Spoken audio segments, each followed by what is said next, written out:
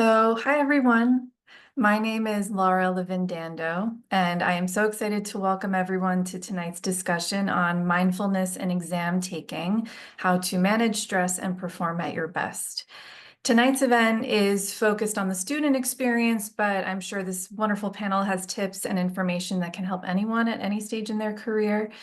I would like to thank our panelists, Ziedah, Francesca, Marta, and Susan for joining us tonight. And I want to give a special thanks to our Student Perspectives Committee Chair, Caroline Gentile, for leading the committee and for all of her work in organizing this panel tonight. So our roadmap is as follows. First, our panelists are going to introduce themselves and then provide some foundational information, some kind of more theoretical introduction that's going to emphasize how mindset and preparation can help students navigate challenges and stress around exam taking. Then in the second half, we'll move into more practical application of the principles that we discuss at the top, and then we'll have time for Q&A. Please feel free to use the chat function the Q&A function to input any of your questions. We're going to keep the intros a little bit short, but just remember all of our speaker bios are available in the materials. So let's start out with our panelist introductions. Ziedah, why don't we start with you? Good evening. I am Ziedah Diata. I'm an artist, I'm an attorney, I'm a nervous system hygiene educator and coach, and I'm the former chief administrative law judge for the New York State Department of State. In 2023, I left the Department of State, and I now teach my former colleagues and many others how to befriend or at least partner with the nervous system, because the autonomic nervous system, not the brain, is deciding if our biological resources go to cognitive abilities or physical survival skills. For the 15 years, really more, that I adjudicated hearings, I heard testimony given by respondents who were in visible distress. Their testimony had layered trauma, not only people who had committed crimes, and detailing the trauma of the act itself of committing the crime, but them telling the stories of their backgrounds and how they got to that place in their lives. And I did this for many years without any nervous system hygiene practices. And I brought that stress home in my system to my family, unknowingly, not knowing how my nervous system was impacting them. So I now teach students and practitioners what I wish I knew as a law student, what I wish I knew as a judge, what I initially knew as a judge. And I now believe nervous system education and hygiene are not only critical to our personal mental health, but absolutely necessary because of how it impacts not only our own nervous system, but the nervous system of the people that we're talking to our clients, to the public. And so I am happy to share what I now know with you all this evening. Thanks for having me. Thanks, Ziedah. Let's jump over to you, Francesca. Thank you so much, Laura. I'm so excited to be here this evening. Thank you. My name is Francesca Acocella. I am the Senior Director of Student Life at Cardozo Law School, and I'm also the counselor at the New York City Bar Association Lawyer Assistance Program. So I went to Cardozo, I practiced law, I worked in family defense, representing parents whose children mostly were in foster care, had been removed from their care, and who were facing allegations of abuse or neglect. And very similarly, right, absorbed a lot of that trauma kind of without knowing what that meant or what that was entailing for myself. And so I then have been at Cardozo for the last 5 years, and in that time, I've also become a social worker. And my focus of my research and my work as a social worker is with lawyers and law students. So both at Cardozo and at the City Bar, I work with attorneys and law students to make sure that we're managing stress, that we're creating healthy boundaries, and finding healthy coping mechanisms. So I'm excited to be part of the conversation. Thank you, Francesca. Marta. Great, thank Hear you. from you. I'm Marta Ricardo. I'm currently at Fordham Law School, where I am the Director of Lawyering Skills and also the Dean of Professionalism. As part of the Office of Professionalism, we have sort of a structure for our first year students that is called House. And students get a community and a place to belong at the law school, and also access to resources across the breadth of what the law school offers. I came to this work in a long and circuitous way. I graduated from law school and I was a corporate lawyer and an investment banker, two very stressful jobs. And then after that, I have been in higher ed since 2007, where I've sort of helped in a range of different areas. But over the years have become more and more focused on professional development of students. And of course, that includes a focus on well-being. And that's sort of the lens through which I look at the work. And I'm so excited to be here tonight. Thank you. Thanks, Marta. And let's round out the introductions with Susan.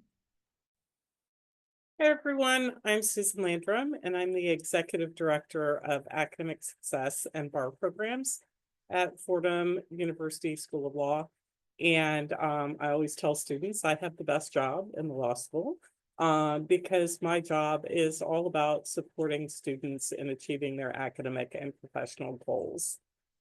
Before I went to law school, I was a history professor, so law is my second career. I've spent the past, almost 13 years now, working in the area of academic success, really have developed a specialization in kind of learning science and educational psychology, and how we effectively leverage the brain to perform at our best academically and professionally, and with a real interest in supporting students with disabilities and neurodiverse students in particular. I'm an autistic lawyer, and so it's something that I have a real interest in as well. And I'm excited to be here today and having this conversation with everyone about how we use mindfulness in the law school environment. Thank you all for that background. We have such a great panel of speakers tonight with such diverse backgrounds and perspectives. So I'm personally really excited to hear how you approach these questions. Let's move into the presentation sort of portion of the evening. We'll hear from each of our panelists some foundational information that will sort of inform the discussion going forward. So Ziedah, let's start with you. I would love to hear you talk to us a little bit more about the nervous system hygiene that you mentioned, and how students can get themselves to a position where they can perform. Thank you. I think what I want to impress upon everyone the most is that really it's the autonomic nervous system that is running the show. And we often think about the brain as running the show, but it's really the autonomic nervous system, which you can also think of as automatic, that determines where our biological resources go. Of course, that's really important. The autonomic nervous system is what is running our breathing and our heartbeat. And at the same time, it's deciding where our cognitive resources go. The tricky part is that our autonomic nervous system has a prime directive that is not always aligned with ours. It really only cares about one thing, and that is keeping us alive. That is our survival. Now, of course, that is aligned with us in the sense that we want to survive, but we want more than that, right? We want to thrive. We have values and we have goals that are beyond just the beating of our heart and the moving of our breath through the body. And so that means we have to befriend our nervous system. That means we have to really become partners with it, because it's really deciding at any given point whether our resources need to go to protection or whether our resources need to go to socializing when we're safe and when we are secure and when we feel like we can connect to people. But those are two different tracks. And so really our job is to understand our nervous system enough and speak the language of the nervous system enough that we can be in conversation with it and convince it that we are indeed safe and that we are indeed safe enough. So we may be struggling in a moment, but we are not running from a bear or a tiger. And really, if we are having the conversations that we're having in the forum that we're in, for example, this evening, then we are probably safe enough. So I want to talk a little bit about these the protection mode versus the safe and connected mode, if you will, because we get different resources. So the social engagement system, that's when we can access the resources that we need for growth, for healing, for restoring, and for advanced cranial activity, which is important. It helps us to be flexible. It helps us to play. It helps us to access passion. And this is when we have the best digestion also. And then on the other hand, there are stress responses, which often will come up when you're preparing for something really serious or that feels really serious, like an exam.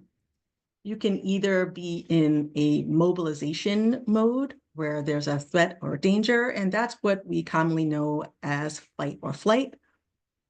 And in that case, we have a lower capacity for social engagement. Our cognitive abilities are reduced as our body is mobilizing for action.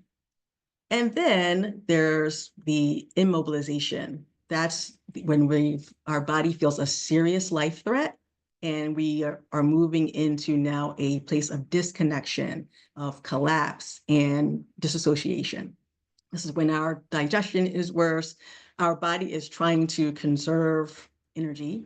And as some animals go so far as to play dead, it is turning things down and off.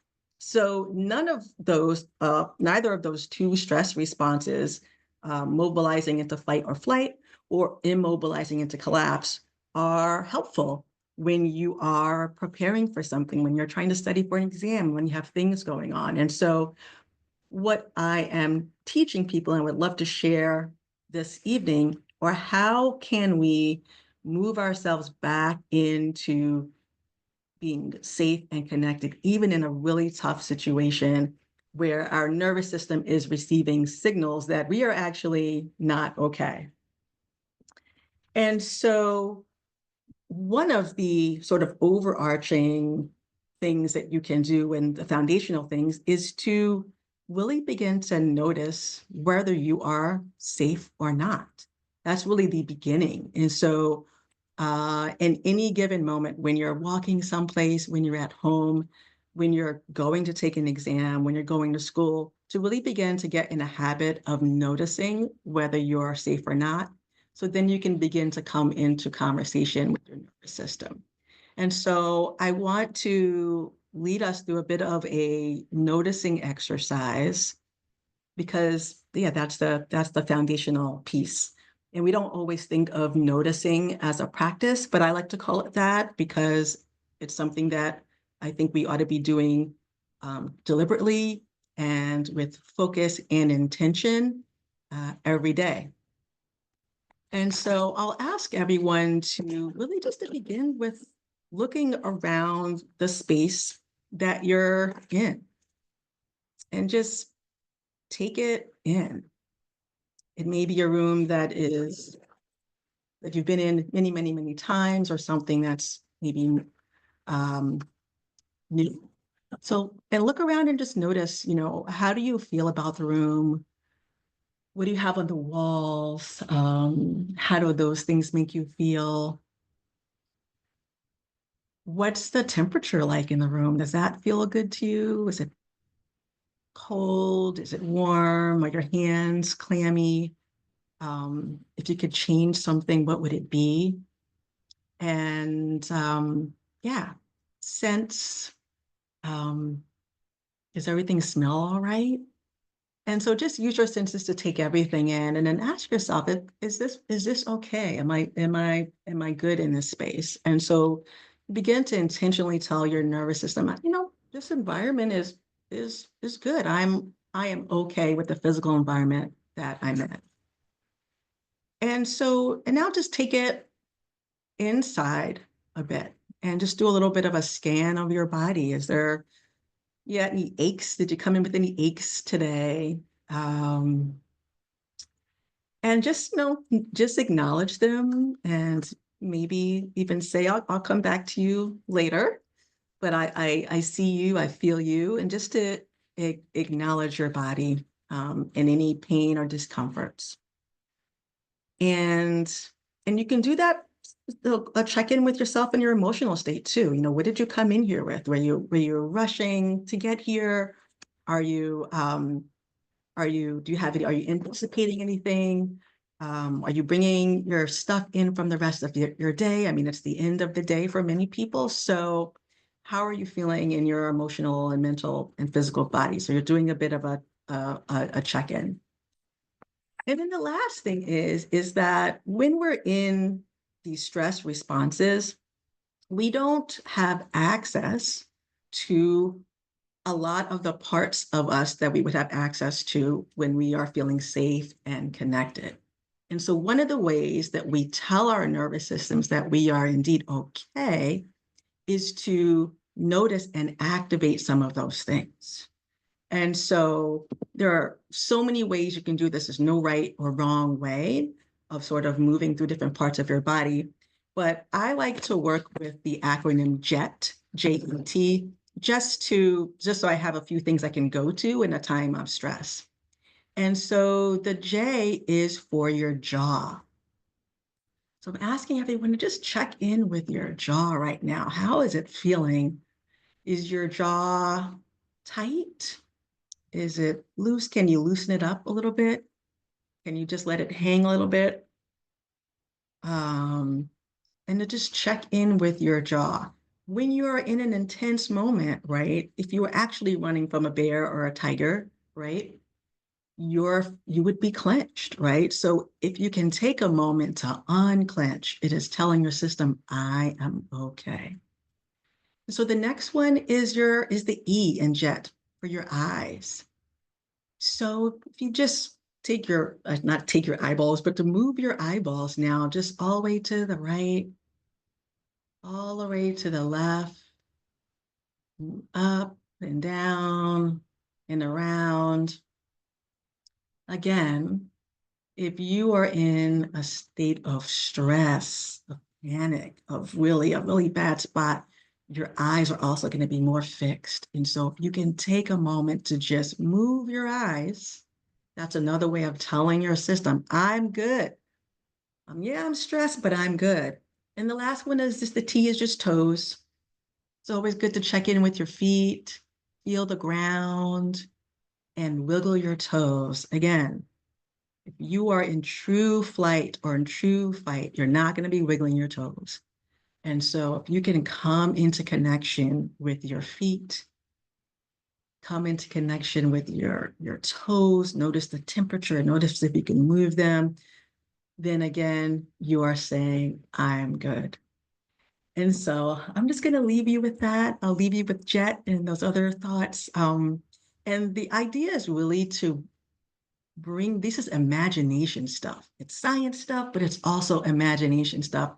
And you're really to come with a spirit of experimentation and inquisitiveness and not interrogation, because the nervous system does not like that. We're not trying to go in that direction, but come with curiosity and play and experiment with what works for you. Thank you. Thank you, Ziedah. That was a wonderful way to sort of cap this whole conversation. And I feel like even my presence and how I'm sitting in my chair right now is transformed. So thank you so much. Let's sort of narrow the conversation a little bit and talk about navigating stressful situations and specific strategies that we can use applying what we just talked about. So Francesca, can you talk to us a little bit about that? I would love to. And I think that was such a helpful and wonderful exercise. I think it leads really nicely into what I'll be having us think a little bit about. And so I'm going to add kind of the emotional element to it as well. So, starting with the fact that we as lawyers and law students tend to be incredibly hard on ourselves, right? We are not known for being good at feeling or identifying our feelings. We tend to be type A, perfectionist, really detail oriented. We're high achievers. That's how we got here, right? All of these things that are so helpful in our professional lives and not so helpful in our personal lives, right? And so I always want us to kind of unpack some of these things that may make us successful in some ways, but that we want to be really, really mindful of the word of the evening, right? As we sort of take care of ourselves emotionally. And I'm guilty of a lot of these things, right? Especially when I practiced law and, felt my clients' trauma every day, absolutely sort of fell into some of those really perfectionist type A tendencies. But I think we need to sort of change and normalize the way we talk and think about this in the profession and make lawyers kind of be better at identifying and feeling our feelings. I think some of that also comes from how we talk to ourselves. We are so hard on ourselves. I think in part, right, because that's how we've achieved so many things. But I'm certain that nobody here would talk to their best friend the way they talk to themselves. Right? We are so harsh to ourselves, but we would never say out loud, some of the things that we say to ourselves to anyone else. And so I encourage you, especially as we're leading into exams, right, to kind of shift the way that you're talking to yourself, right? And to start to talk to yourself the way you would talk to your best friend, right? You'd be pumping them up, you'd be telling them that you're proud of them, right? All of these things that we need to sort of make some time and effort to do for ourselves. And that really does change kind of our mindset, our approach, and the attitude, that we have, going into these kinds of experiences. So, with all of that in mind, I want to talk about some specific sort of mindfulness techniques to use leading up to an exam and to use actually during an exam, right? And so, leading up to an exam, I really like to think of visualization, right? And this is sort of a strategy in which we imagine ourselves in a particular scenario and we kind of craft the way this image will go, right? We end up sort of having some input into something that maybe feels like we can't control. And I think that's a huge part of what we feel when we feel stress, right? Anxiety or stress is fear-based. It's an intense feeling, and we need to use some of these techniques, including everything we just heard, to sort of lower the heightened feelings, right? That sort of intense feeling of fear.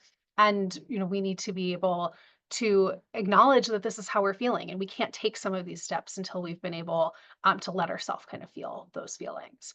So when we're visualizing something, we're imagining ourselves in a particular scenario. And I think we tend sometimes to catastrophize here without realizing it, right? We're imagining this exam's going to be terrible. I'm not going to know what to do. But I want us to imagine the opposite, right? I want us to imagine that you feel confident. It's not necessarily about getting a good grade because we can't control that, right? The things that we can control are the time and the effort and the energy you're putting in and your mindset and your attitude. So I want us to imagine what it would be like to enter an exam room feeling calm and confident and well prepared, and to see, how that will carry us through the exam. So that's the work we do before the exam. Once we're in the exam, it's not necessarily the ideal environment to have like a long meditation. You're not going to have time for that, right? You're not going to have space for that.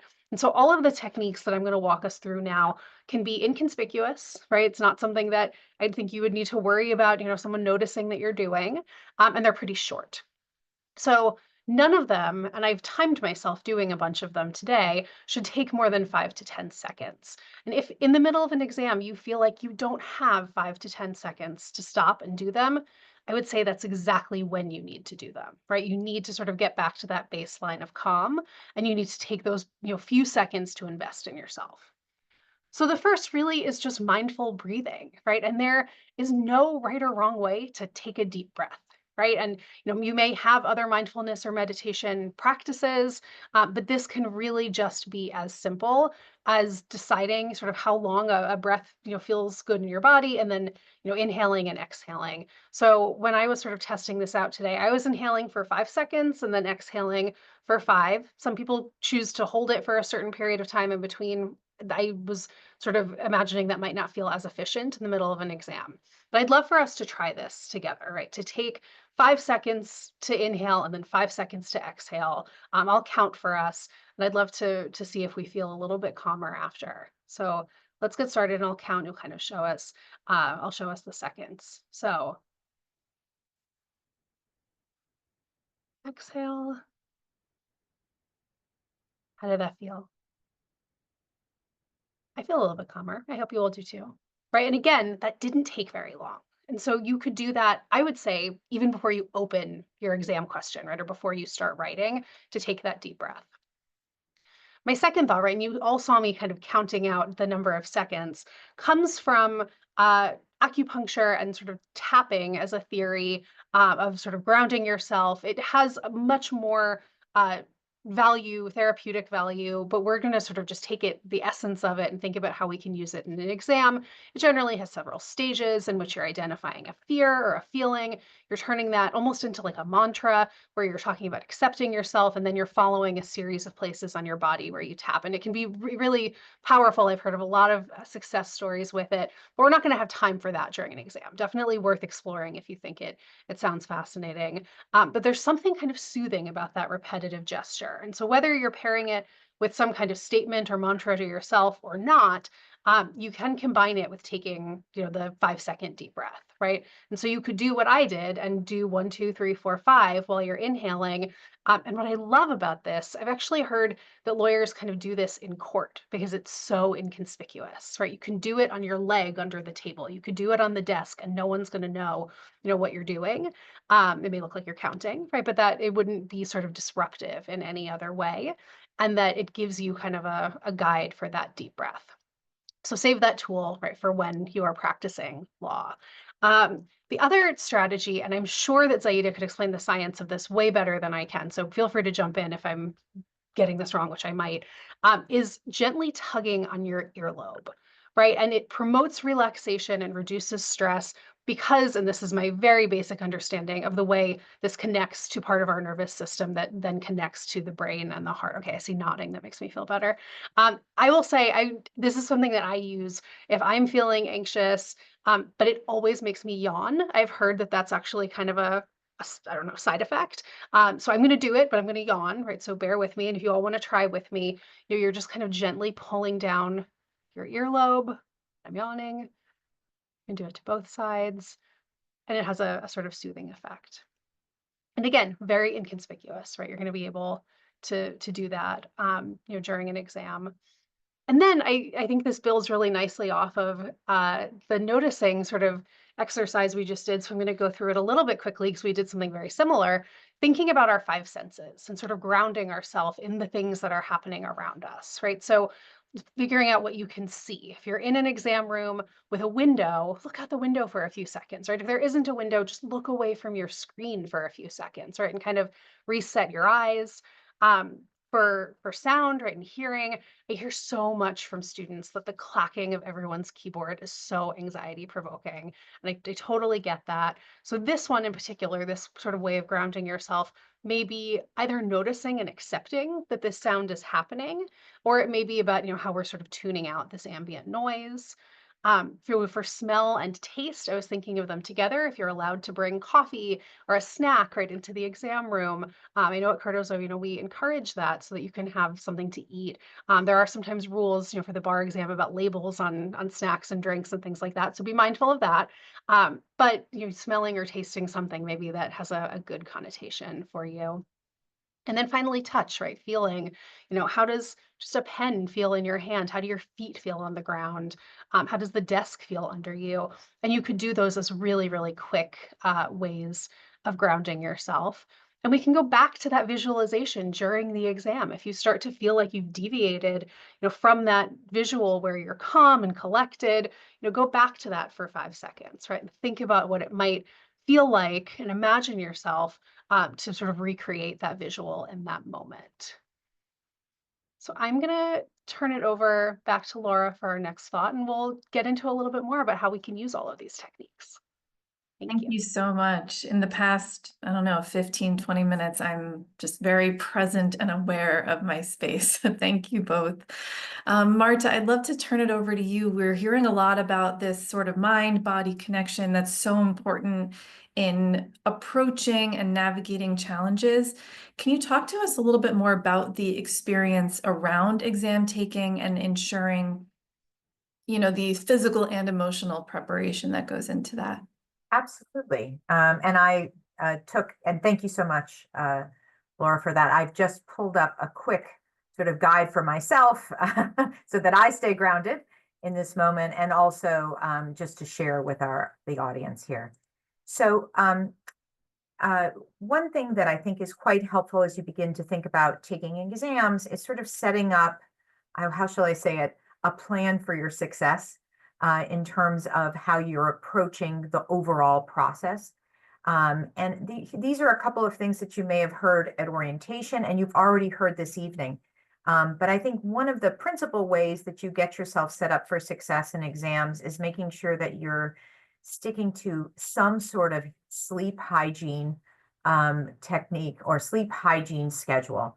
So there are 6 overall things that I'm going to talk about today, and maybe I'll run through them first, but sleep, exercise, mindfulness, some of which we've already practiced today, cultivating optimism and gratitude, and that could be some of like affirmations to yourself, and you're grateful each day for the day. Focusing also on the bigger picture, like why we're in law school and what our value is, and how important the exam is in the context of the outcome that you want. And also staying connected to yourself, right? The self-talk that you give to yourself, as well as your connection to your community and to your support network.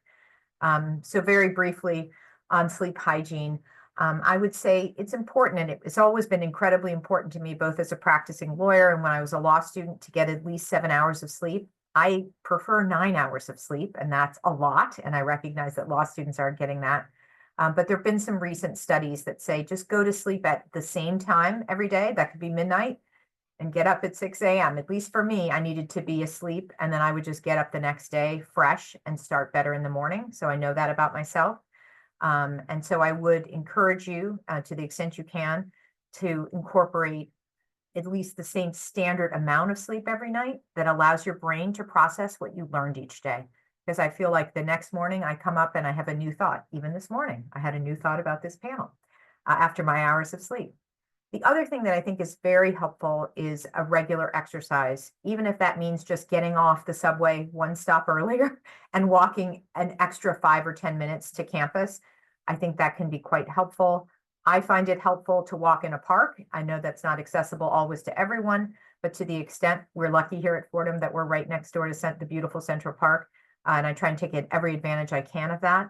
But I think it is helpful each day, whatever your routine may be, and better yet, bring along a friend. So if you can incorporate that into your routine, even if it's just 10 minutes after you eat, very helpful, both for your physical health and to make sure that you're just doing something other than just sitting in the chair. We've already practiced today mindfulness, and whether that's a regular practice that you have every morning for 10 minutes just as you wake up, that's fantastic. Or if your law school is sponsoring an event, the Bar Association, both the city and state bar have mindfulness talks. I know that and the state bar has it every Friday that is open and free to students, and the city bar also has routine mindfulness that is available. So I would encourage you to do that. And then some of it is just thinking about each day as you wake up, what kind of optimism, like, you get to get up, you get to take your contracts exam. You think about the exam as the way, as I was thinking about it this morning, you get, the learning of the material is going to be in service to a future client. So you should just approach the material with thinking, oh, wow, this is interesting. A contract between 2 people. What are their, what do they owe each other? What did they expect? When you break it down and you think about it through the lens of who you'll serve in the future, I think that really is a nice way to connect with the material. And then to focus on values. So there's a lot of academic studies in law academia about students that sort of lose focus on their original value or the reason they came to law school. And I think it's always helpful routinely to just come back to, why am I here? I don't have to be here in law school for the same reason as my seatmate. Everyone has a different goal. You should just focus on your own goal. And that, I think, brings more happiness and brings more of a focus to why you're in the exam period. And what you want to get out of it. And lastly, I would very much encourage you to stay connected to your support network and to others in your community. There will, and I'm sure a lot of schools provide resources to make sure you're staying well caffeinated and you're eating healthy food around exam time. But make sure that you stay connected to your friends and that you're not just all by yourself, just studying, never connecting with anyone. Think about who you get along with and who's your mutual cheerleader. As Francesca said, we do have negative self-talk, so make sure that we get a little hyped up from our good friends in our section at law school. And I would encourage you, if you are feeling in a place where you really are struggling, to reach out for help, institutional help. At school, whether that be therapy or drop-in hours at CPS, I would definitely encourage students who are on this call to make use of those resources. So that's what I have, and I'll stop my share. Thank you so much. It's really helpful to think about these points as sort of almost a checklist is sort of how it's coming about in my mind. That really appeals to the type A lawyer, law student personality. So it's a great way to sort of marry those two things. Again, as we're moving closer to talking about exam taking, Susan, can you talk to us a bit more granularly about like the practice of studying and taking an exam? Yeah, and I have to say, we started off and Ziedah was talking about it's not about the brain, right? And then I'm coming back and I'm saying, okay, and now that we're back to the brain, what are we doing, right? Intellectually, what do we do that kind of connects in and pulls all of these things together? And so I'm going to split it, and I'm going to talk about what happens before the exam and then how that relates to what happens in the exam. And I like Professor Heidi Brown is someone who's written a lot about the flourishing lawyer and well-being and being a lawyer. And she describes law students and lawyers as scholar athletes. And I really like that image, that idea of a scholar athlete. And one of the things that I really like about it is what helps a successful athlete, an elite athlete, really do what they do at an optimum level is the preparation that they put in before the event, right? You don't run a marathon by sitting on a couch, right? You don't bicycle the 2,000 plus miles of the Tour de France without having been on a bike a lot prior to that point. And the same thing holds true in the practice of law and being a law student. You don't walk into an exam not having done it before. And so how you study really has an effect on how your body and your brain is going to react in the exam setting. And so simulating that experience, training yourself so that you're used to doing it, and simulating the things that you find stressful about that process as well. So that you have the opportunity to practice these techniques that everyone's been talking about in a low stakes environment first, right? And that it becomes part of your routine, part of the natural way your brain is like, you're like, oh, I am observing I am feeling this way. I know that the next thing I do is one of these grounding techniques, right? And so that starts with really thinking about how are you synthesizing information, right? Synthesizing information into a format that is actually how you would use it. Not having an outline that's an accumulation of stuff, but instead an outline that's a problem solver's outline. Or what I often will tell people is kind of like having a Google map for each issue, right? How do I get to the destination that I want to get to? And so you're simulating in your head, here is how I would solve problems, right? Here's where I see the potential obstacles to that. You know, here's where I'm nervous about possibly seeing this particular pathway because I'm not quite sure I know how to read the map. And so you can prepare differently because your mindset going into it is thinking about it not as I'm producing this product that's the magnum opus of everything I've studied over the course of a semester, but instead is about I'm doing this with an endpoint in mind that is about being a lawyer and solving a legal problem. And then taking that into practice, right? So test it out. Does it work? Do practice exams, practice essays, practice problems. Even if you don't have professors who give you those kinds of resources, there are many, many supplements out there that allow you to test out your knowledge. And practice what you do when you don't know the answer. So how do you work through it anyhow, right? How do you, if you start feeling stressed about it, right? Because you can feel stressed in practice mode too. It doesn't just happen in the exam. Then say, oh, I'm noticing, you know, I'm starting to get anxious about this, right? And so what is my natural response? What do I feel like I want to do? And then what could I do to address that, right? So practice those techniques.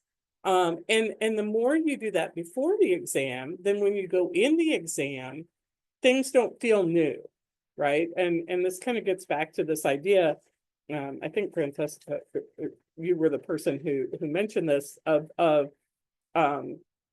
you know, being able to draw on. Gosh, I just lost my train of thought for a minute. Being able to basically say, I recognize this, I can pull this in immediately, right? And not feel like you're kind of floundering. And the more you have that to rely on, the better off you are.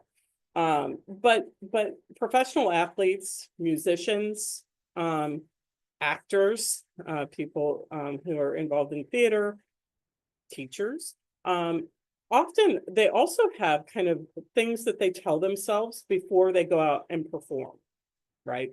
And so like one of the things I always suggest to students is having your song, your walk-up song, right? Playing that at the beginning of like doing a practice session, right? So you're getting your brain into that mindset, but using the same song then before you walk into an exam, right? And it kind of gets your mind into this mindset of I'm ready to go, I know what to do, I'm trusting the fact that I've done this before, and this isn't really new, and I have this whole set of tools in my toolbox that if I start feeling anxious, I know I can start pulling the tools out. And so I think that's kind of the brain side of it, of how you then are doing intentional things that kind of allow you to go into the exam and not feel like things are happening to you, but instead that you are part of making the choices of what's happening. Thank you. You've all provided so much helpful information in 35 minutes. So, you know, there's a lot to think about. This is being recorded, and so I think this is a very valuable video to access on demand on the City Bar website once it's available. So with all of this foundational information in mind, let's talk about how we might apply these principles in real life scenarios. So we've designed a couple of vignettes. We're not going to call them fact patterns because we're not taking an exam, but some vignettes that are designed to sort of ground our conversation with some concrete examples of scenarios that might create stress around exams and sort of challenge the mindfulness and this mind-body connection that we've been talking about. I just want to note these vignettes are not meant to exactly map out any single person's experience, but we expect that anyone watching this may at least relate to some of the stressors illustrated, if not the literal scenarios described. So we're going to go through 4 different vignettes that map through the kind of stages of exam taking, starting with before the exam, before we even approach the day of the exam, when we're studying and preparing for the exam. So the vignette we want to explore here is as follows. As the exam date approaches, our student finds herself overwhelmed with the amount of material to review. She's been studying consistently, but she often feels like she's not retaining enough information. Some days she has trouble focusing, and when she looks at her study schedule, it just feels like there's never enough time to absorb everything. And she finds herself questioning whether she's doing enough or whether she should have started studying earlier, and sort of falls into that cycle of thinking. So, Susan, can you kick us off with how you might respond to how our student might manage her stress? Are there any strategies she could use in focusing and staying present during these study sessions? Yeah, and I think just as a starting point, I think one of the reasons why this feeling comes up is because you start listening to what all of your friends are saying that they are doing. And you hear someone in the hallway that you walk past and they're like, I'm only sleeping 3 hours a night and I'm doing all of this and I've created 600 flashcards, and all of a sudden then you're comparing what you're doing versus someone else. And so I'm going to start off by saying, stay in your own lane, because you are the only expert on you. No one else is. And what someone else does may work for them or may not. You don't know what the outcome is yet from what they're doing. But it may not be the right thing for you, right? And so you have to stay focused on you and tune out the noise. And that's going to be the first part of what I'm going to say on a practical level. But I also think that often people are carrying around everything at the same time, right? And so I'm studying contracts and I feel like I'm unprepared for contracts. And so I am carrying all of contracts on my shoulders. And in reality, and we say, I don't understand contracts. I'm not ready for contracts. I just don't know the law well enough in contracts. And that's a very broad thing. And in reality, that's not usually what's going on, right? So it's if you kind of take a step back and you start assessing, what you realize is, oh, I actually know these topics really well, right? I can do contract formation in my sleep because I spent so much time outlining it and I've done so much practice on it. I'm actually really good at contract formation related stuff. What I'm really struggling with is, some other issue, right? And so rather than carrying all of this at once, you start narrowing down. And so I always tell students, it's a good thing to kind of take the list of all of the issues, right? Almost think of it as the table of contents for your outline. And evaluate to yourself. I use a 3-number approach. And the number 1 means, yes, please, may I have it on my exam? Number 2 is, I'm kind of ambivalent. And number 3 is, please, no, right? what you start realizing is there are a lot fewer please no's than what you think there are when you're trying to carry the whole thing around. And thinking about that and narrowing it down in that way starts making it feel less overwhelming, and it starts creating a practical guide of how you deal with the limited amount of time you've got, right? So you start with the please no's, you move into the and you don't keep reviewing the things that you're already excited about and comfortable with, right? That's not an efficient use of time if you have limited time. So that's one thing I suggest to people. But the other thing that I suggest, sometimes the other way that this comes up in conversation with students is they'll say, I have way too much to do yet. I haven't outlined everything yet, right? I'm behind in my outlining. And so they're feeling very, very stressed about that. And there's the saying, how do you eat an elephant? Right. And the answer to that is one bite at a time. Right. And I think, gruesome as that example is, and apologies to the vegetarians and vegans in the room, on a practical level, I think recognizing that an outline is not one thing, but it's a bunch of things. And some of those things are actually really small things, right? And then there are a handful of really big things within an outline, but breaking it down into smaller pieces and each day choosing to focus on just a small number of things. So my rule is 3. Come up with a list of 3 things you're going to do for the day. The amount of time you have to do it tells you how big the things are, right? And if you continue making progress by ticking away at 3 items a day, all of a sudden you're on the other side of whatever felt like it was overwhelming to begin with.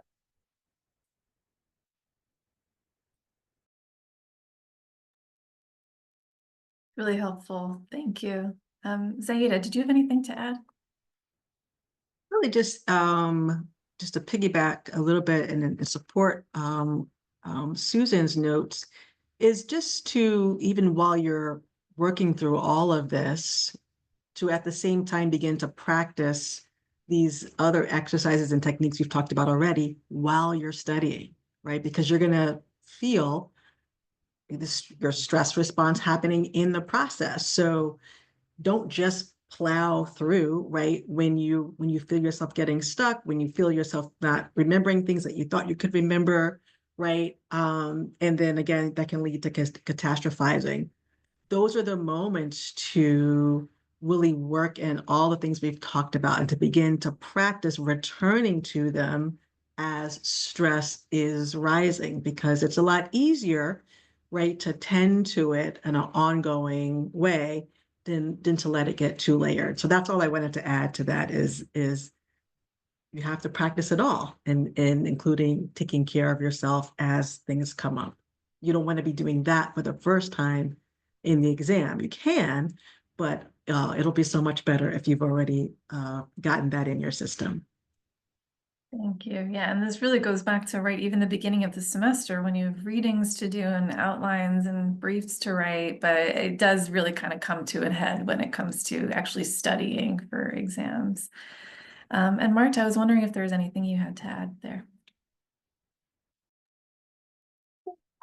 I guess the only other, I think that's right. I mean, I think there's this balance between you want to be friends with people, plus also understand that everyone's learning differently. So like, I have a student who very wisely said that comparison is the thief of joy. So you want to do understand that everyone does learn differently, and you're doing what you think is right for you. But also, to make sure that if you see someone struggling, you're also reaching out for them. And you would expect the same sort of reciprocity. So I think just to be, also to be kind, like it's not that kind to run around, don't brag around what you're doing, just stay, you're right. Like you support, you're supporting yourself, but also you want to make sure that you're sort of like acting in a way that's a nice community member too. That's what I have to say. Absolutely. So fast forwarding, we're now the night before the exam or the morning of the exam. The night before our exam, our student is unable to sleep. He's been reviewing his notes, but now that he's in bed, his mind keeps running through everything he still doesn't know. The anxiety is making it hard to sleep, and the more he thinks about the exam, the worse it gets. He ends up tossing and turning for hours, and in the morning, he wakes up feeling tired, anxious, and as he gets ready for the exam, he wonders if he should have studied more. On top of everything, our student realized that he's overslept because his alarm didn't go off. So while he's rushing to get ready, he spills coffee on his clothes, which only adds to his stress. When he does finally head out, he hits unexpected traffic on his way to the exam. His mind is racing, thinking about the lost time and how this might affect his performance. He begins to feel overwhelmed and frustrated, and as the exam time approaches, he wonders if he's even going to make it to the exam on time, and he can't help but imagine all the things that can go wrong. So this is an overwhelming scenario. Francesca, I wonder if you can talk us through how to manage this.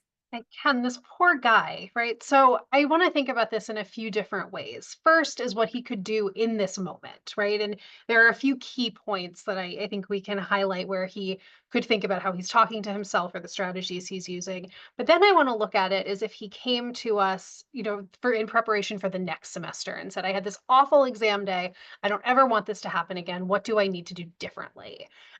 Because I think that emphasizes some of the things we can control, in anticipation of these stressful events. So in the moment, right, I think we have a few points where we have some insight into how he's feeling, right? His mind is racing, he's feeling overwhelmed and frustrated, and he can't help but imagine everything that's going to go wrong. All of the strategies that we talked about before, right? The noticing what's around you, the grounding, the deep breaths, any of that could apply here, and the way he's talking to himself, right? All of those are strategies that are not exclusive to exam taking. And so we could take any one of those and apply them in a moment, right? As he's sitting in traffic, right? Taking some deep breaths, right? As he's thinking, I should have studied more, everything's going terribly wrong. How is he visualizing that moment? And what could he be visualizing, sort of differently to change that? Is he beating himself up, right? As I think a lot of us would be inclined to do in this scenario, right? Is he sort of just perpetuating this feeling of stress through the way that he's treating himself? Um, so I think all of these strategies, right, apply, in the moment. Thinking about what he needs to do differently in the future, I would, if he came to me, right, whether it's, through the law school or through the lawyer assistance program, I am 100% sure I would start with sleep, right? Because that is setting the tone for the whole rest of this day. And I have heard professors say, and we have folks who've taught here, so I'm curious if this is true. If you stay up the whole night before the exam, professors can tell the point in which you're crashing based on when your writing starts to not make sense, right? Because you are going to reach that point at some point, having stayed up all night and then immediately gone into an exam. And so it's so much more than just getting a good night's sleep the night before the exam. Marta talked about sleep hygiene. I was wondering, as we heard the vignette, is he looking at his phone as he's tossing and turning, right? The blue light, right, from our phones often just sort of keeps us awake, right? And sort of is not at all soothing. What is he doing in those moments? So I would encourage him to start, a few weeks before exams, getting into the sleep schedule that he needs to wake up on time for exams, feeling rested. And that is subjective, right? We all need different numbers of hours of sleep. And if you decide you need to go to sleep at 9 p.m., right, to wake up and take an exam in the morning, you can't just do that the night before, right? It's like switching time zones, right? You're going to end up feeling totally groggy, disoriented. So a few weeks earlier, and it takes a couple weeks to get into, a new routine or a new habit, he's going to need to start implementing that sleep schedule. And I think the whole rest of the day would have gone a little bit better if he'd gotten a little bit, better or more sleep. So I would start there working with him. But I would also move into everything that happened that morning, right? So we know his alarm didn't go off. And I would think about support systems as a way to help with this, right? Does he have a roommate who could know to knock on his door, at whatever, 7:05 if he's not up by 7, and just say, hey, don't you have an exam today? You got to get up. Can his sibling call him, right, and say at 7 a.m. and say, I'm just making sure you're up, right? Anything like that. We have different people we rely on for different things. There are different kinds of ways of receiving support, but we can sometimes identify the people who are really good in those kinds of moments at helping us with the logistics, or someone who's really maybe calming and reassuring, right? Maybe calling his parent, right before the exam, they're going to give him that pep talk, and that's going to change the self-talk. Maybe calling your parent is not the best idea before an exam because it might not make you feel better, right? We're not making any assumptions, one way or the other, but knowing who those people are in your life, right? And knowing who's going to help you kind of go into that moment.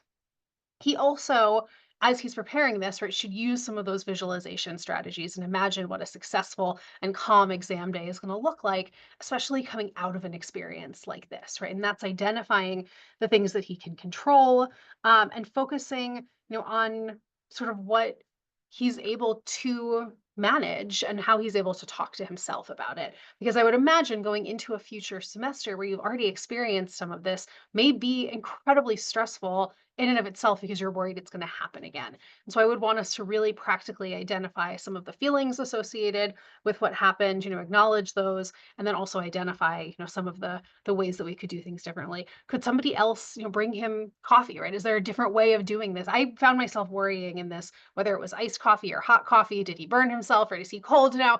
That may be too much, imagination for this. But maybe he has a buddy in law school where they're going to meet early and go get coffee together. I also think you have to know who those people are, right? There are folks who maybe you could talk to, an hour before an exam, and maybe some folks with whom you need to have those boundaries, in place because they're going to increase your stress, right? Just the way you would with other folks in your life.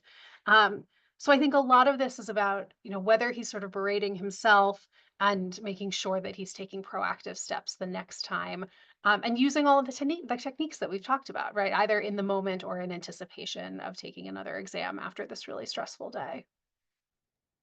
Yeah, I think you really underscored the value. We've talked a lot about the value of sort of centering ourselves and being mindful in the midst of a stressful situation, which we're going to talk about more, but also not just the preparation of studying and familiarizing yourself with the material and having great outlines, but also the preparation of, thinking a couple steps ahead for each issue that might come up. Does anyone else on the panel have anything to add before we move on?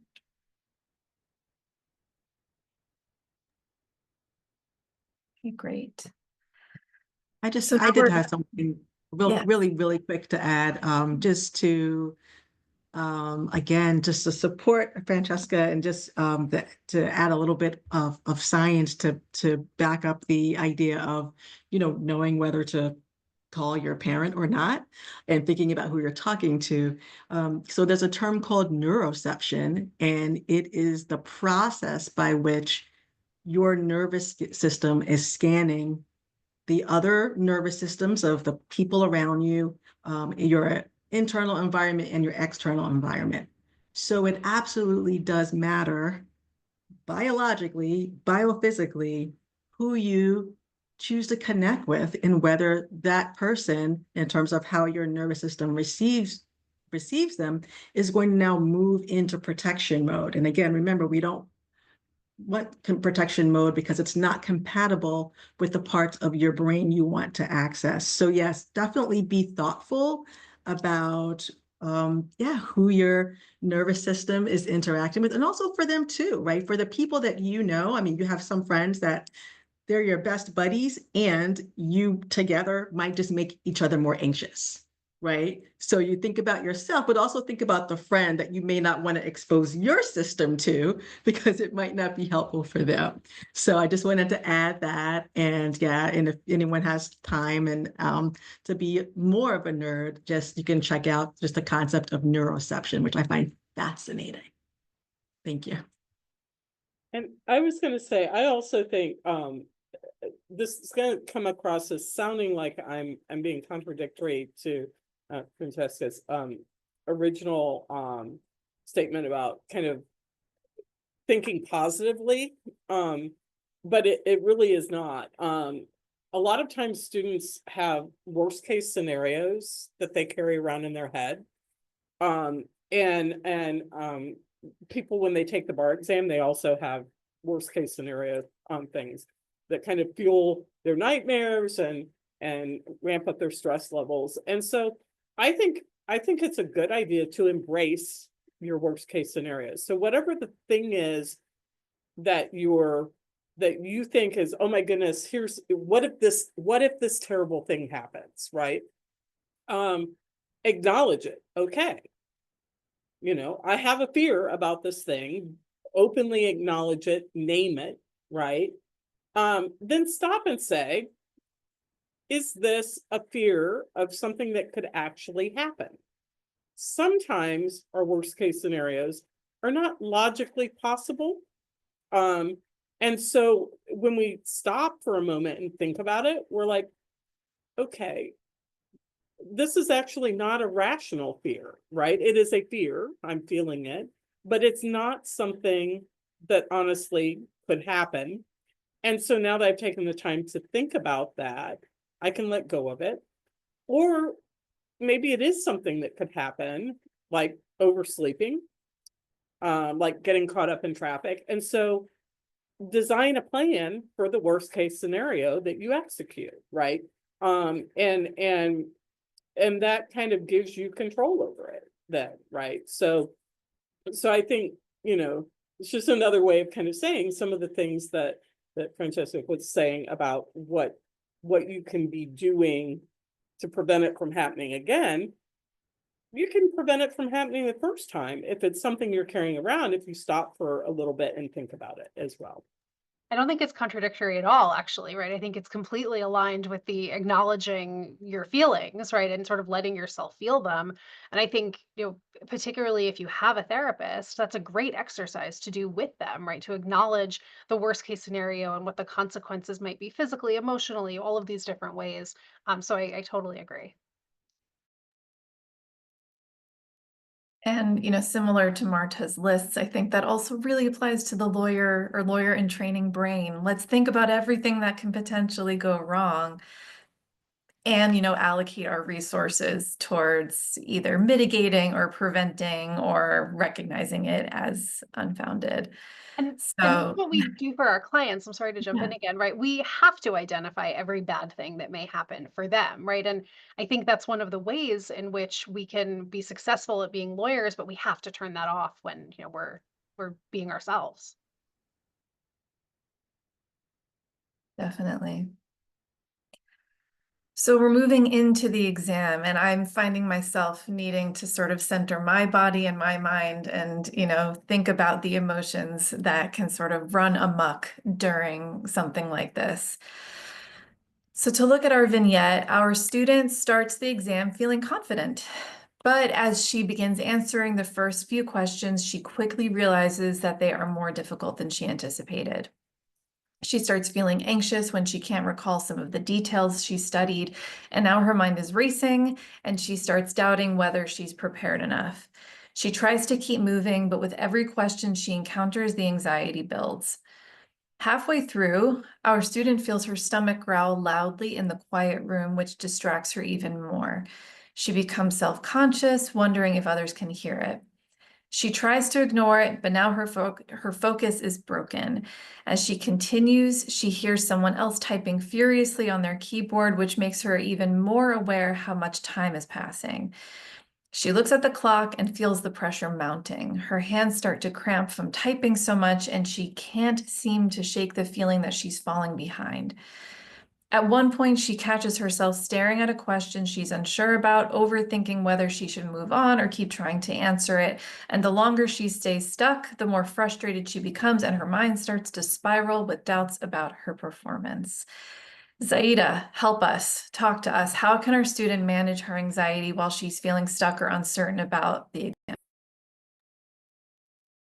Oh boy, as you were reading that, I had to really ground in my own practices. I was wiggling my toes. I was just shifting my posture and feeling my body. I was loosening my own jaw as it was bringing me back to my law school days. And so, yeah, what comes up for me immediately is one, just, yeah, going to the jaw and the eyes, right? Anything you can unlock in that moment. So that's sort of the first thing I would do, is sort of those simple things that I mentioned and the other panelists mentioned that you can kind of do discreetly, do in a couple of seconds. And again, if you can practice before, then it'll really be more in your body and you won't have to dig around as much in that moment. And then there's another technique that I really love. And I would say it's, if you can find a minute, and that can seem like a lot, and it can also make a difference, right? If you can take a minute or even less than a minute, but probably more than a few seconds, this is one of my favorite practices.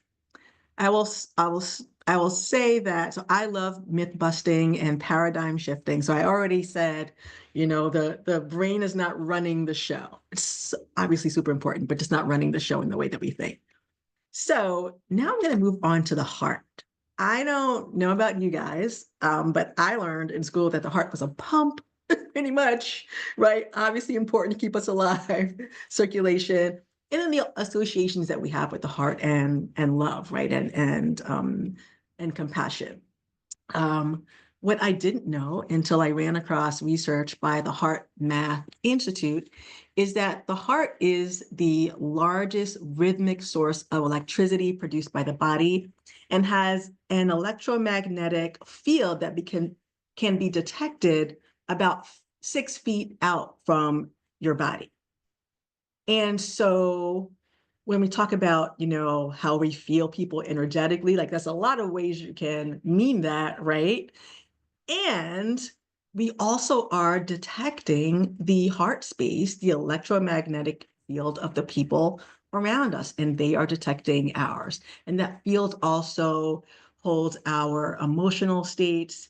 And so our heart field not only impacts us, but again, in terms of thinking about the people that we're around, it impacts them.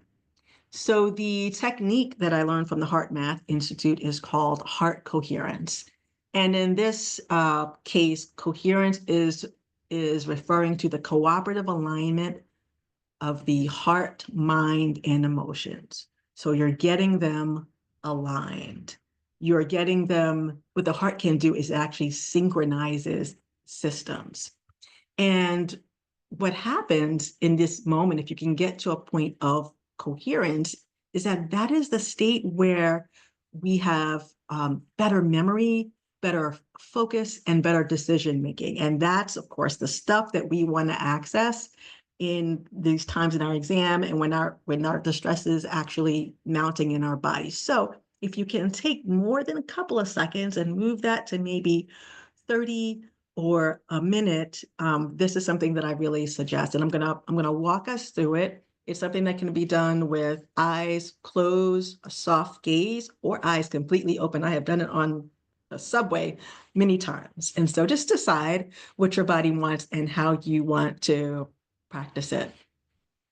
And I want to explain one aspect really quick before we go into it. And that is you're going to need to access a regenerative feeling. So there are certain feelings that actually help bring our bodies into coherence, bring our heart into coherence.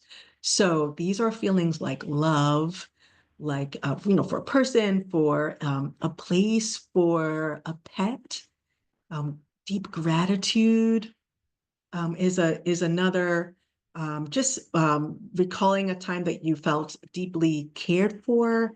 And so I'm saying that now so you can begin to sort of mine for that and find that. And so we're going to be calling on that once we do some breathing.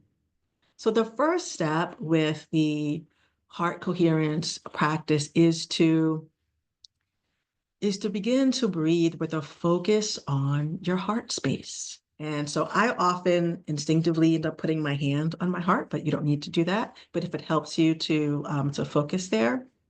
And so what you're doing is breathing in and out, softer and slower and deeper than normal. And you're breathing as if you could breathe through your heart space.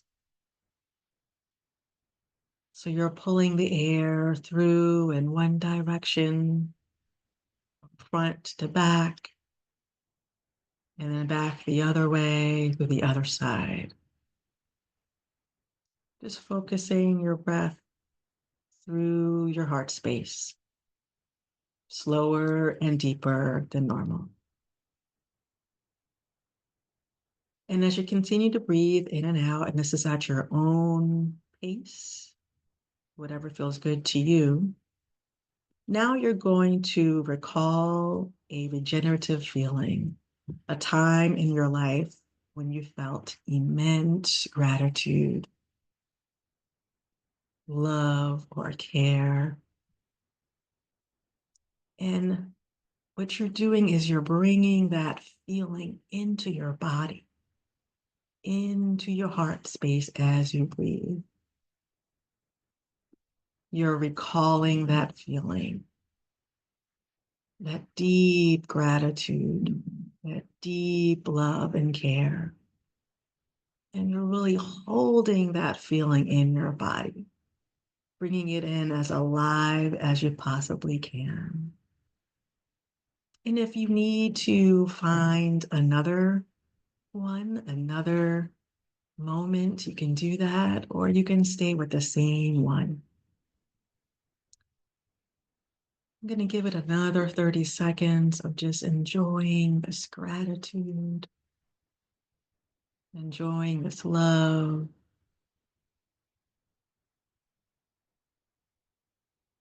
And then we're going to begin to bring ourselves back to our body, back to our heart space. I'm going to open it up and become aware of our torso and our feet. We wiggle our toes as we return. And we just thank our body, thank our heart for everything it gave us in this moment. Thank you.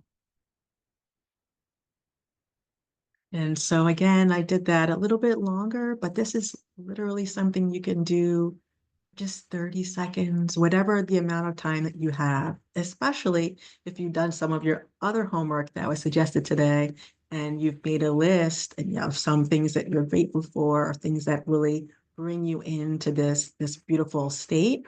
You have them accessible, and you can really just, again, eyes open or eyes closed, and just bring it into your body.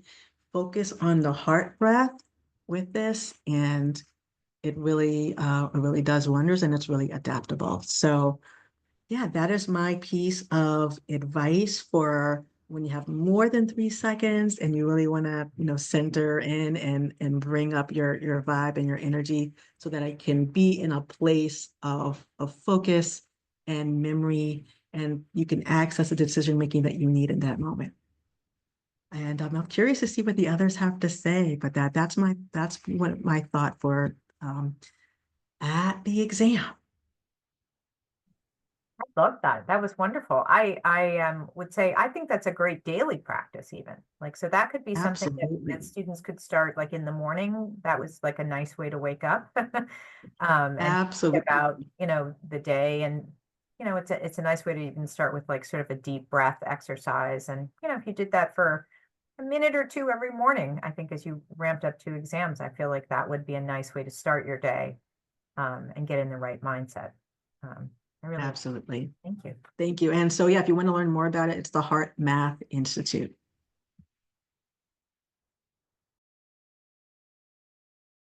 I just want to stress, right? I've talked to so many students who've had similar experiences to this student.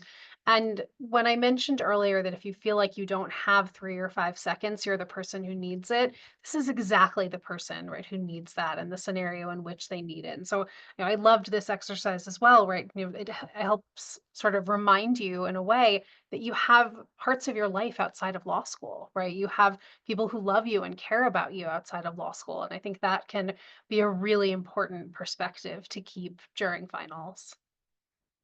Well, and I think too, with the time piece, more is not always better. Sometimes it's just more, right? And I think students are always concerned everyone else is writing more, right? And there, you do have to write enough, right? I'm not saying don't, you know, not to be focused some on quantity, but getting so focused on quantity gets away from quality. And I've had people write significantly shorter exams where you could tell they were present. and everything that they wrote had purpose to it and accomplished what they were setting out to accomplish. And then I've also had people who wrote in basically stream of consciousness, where it was almost like you could read the panic, you know, in their writing. And you know, it's very clear that they were no longer thinking anymore in that process.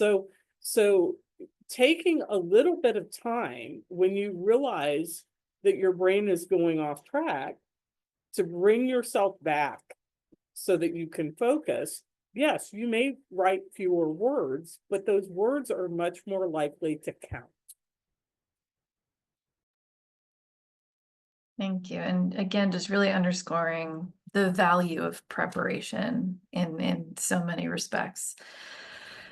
So we're moving on to post-exam. We're out of the woods, kind of.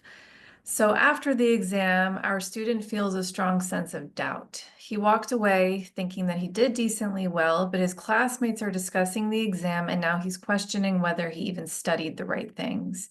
He feels a sense of unease, and no matter how much he tries to distract himself, he can't stop thinking about the exam.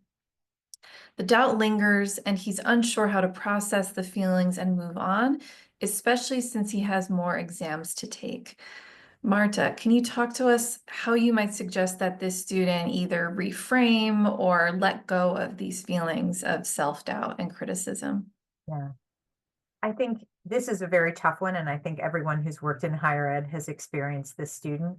And I think that the first thing I always try to do is to say to the student, okay, let's take a deep breath. There are things you don't want to do, like you don't want to identify yourself to your faculty member, right? Like I have had students who do that. They get so panicked that they do that. And I would say, you know, come and talk to student affairs or you know, or to career services or whoever in the school is your person. Could, you know, I think it's good to go to an administrator. I think that is fine. It could be someone in the registrar's office, right? But make sure that you come to that person. I think there's strategies. Sometimes if it's the end of exams, I think the strategy is go to the movies or go for a walk in the park often. Sometimes it's just putting that stuff away and not looking at it again, and then just putting it aside. I would take, you know, maybe it's getting a good night's sleep, just resetting, eating your favorite meal, resetting, and then going on to the next set of materials the next morning, taking that afternoon off, or just absolutely, I mean, I don't want to say burn the outline, but, you know, like, you know, put it to the side. I think you have to maybe sometimes physically have it act where if you have a locker at the law school, maybe you leave it in your locker, right? You don't take it home. And then you just start the next day and you just say, okay, I just have to make a clean break, or whatever that may be. That could be Susan's walk-off music. Could be your favorite thing. Could be I always say to the students, for me, maybe it's Beyonce, right? That was on my top. Something really powerful. Someone who, you know, speaks to you. Could be Bad Bunny, actually. That's my new favorite. Really loud. It could be that, you know, some dancing, some shaking it off, and then moving on to the next thing. But those are the piece of advice over the years. And I've seen students really, and I say to them, there's not really anything to do about it now. And you really don't know how you did. You don't. And so that's the truth. You have no idea really how you did, because you are your worst, you know, you're your biggest critic, right? Look in the mirror. I often say that to students. You're really being hard on yourself. You know, we don't know until we know. And then when we know, I'm here and we'll come back and talk about it again. And I have walked people through, you know, what they think, you know, I've seen plenty of outcomes where they didn't get the grade they expected, but we worked really hard on the narrative and the outcome. They got the outcome they wanted. from a career perspective. So I'll put my old career services hat on. You can move through that. Like there are lots of different avenues, and there are lots of people at everyone's school to support you. So that's what I would say.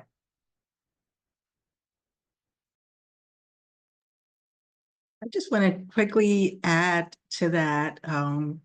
When you said dance and shake it off, I want to emphasize that a bit, and to give it a little bit more form, still being mindful of the time.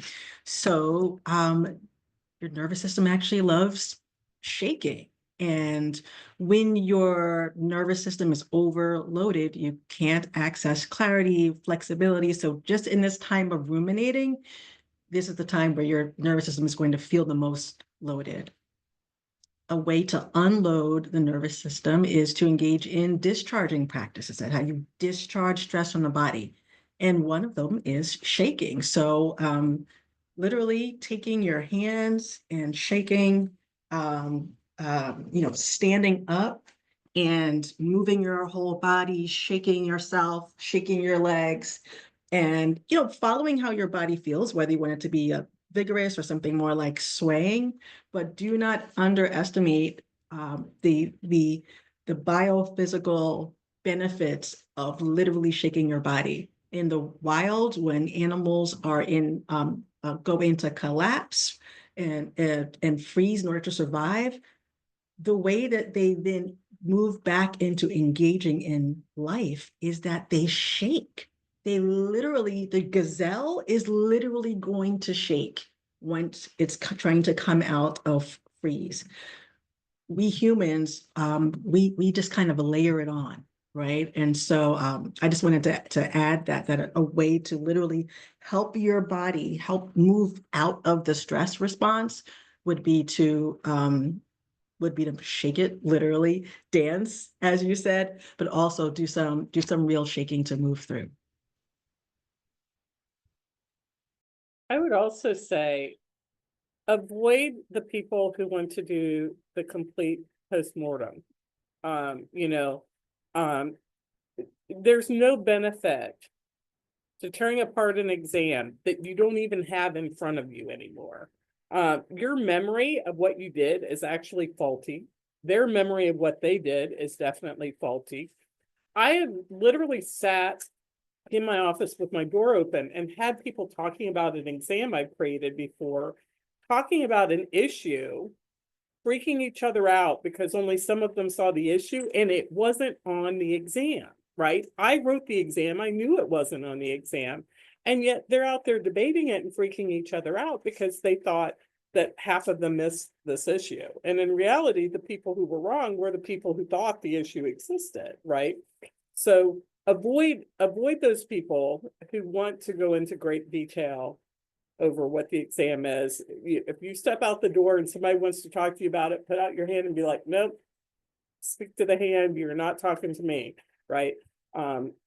Because there's literally zero benefit to doing that after the fact. All it does is freak you out. And instead do something that allows you to feel like you're mentally closing that chapter.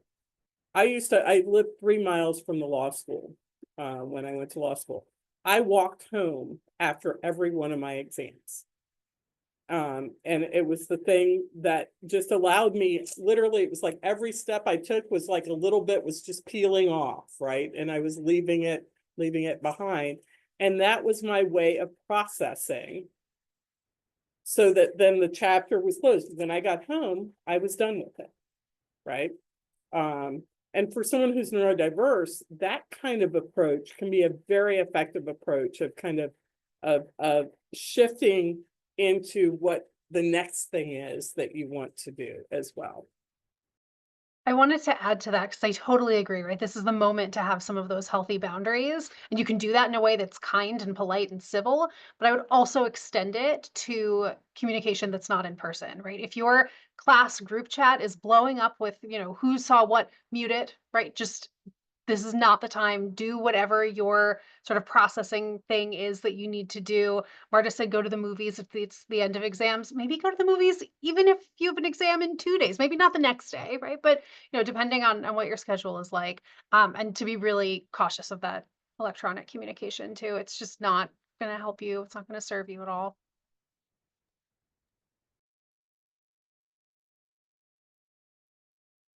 Thank you so much. What a great note to end this program on. Such practical, helpful advice from such a talented panel. Thank you again for being here. If we have any questions from any of the audience members, I think we have a minute or two to go through those. But thank you for being here. Thank you for watching. And thank you so much to the panel for your time tonight. This has been great.